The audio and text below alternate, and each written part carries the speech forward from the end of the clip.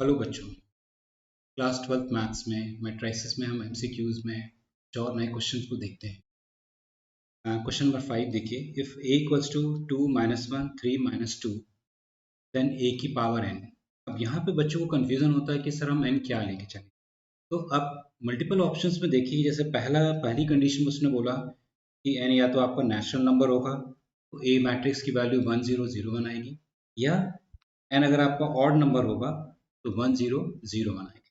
तो सबसे पहले हमारा जो नियरेस्ट नंबर है वो है आपके पास स्क्वायर, मतलब इवन नंबर। तो ट्राई करके देखते हैं। यदि मैंने n की वैल्यू अगर यहाँ पे 2 रखा तो मेरी वैल्यू हो जाएगी दैट इज ए स्क्वायर, और ए स्क्वायर का मतलब ए इंटू ए।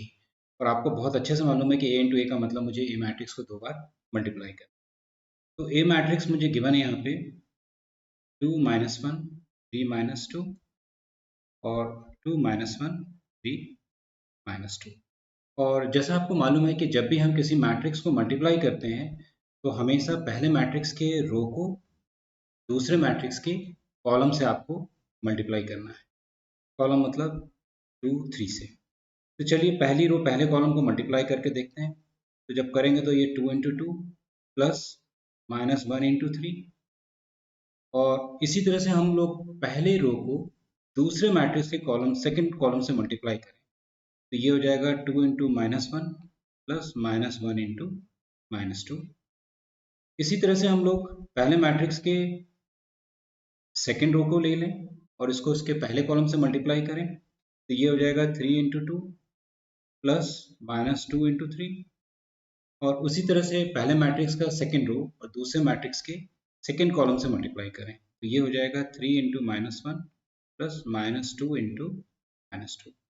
अब देखें कि यदि हमने n की वैल्यू अगर इवन नंबर रखी तो हमारा मैट्रिक्स क्या फॉर्म होता है। तो जैसे आप मल्टीप्लाई करेंगे तो 2 into 2 4 minus 3 minus 2 plus 2 and 6 minus 6 minus 3 plus 4। तो आप देखिए यहाँ पे मिल रहा है 1 0 0 1।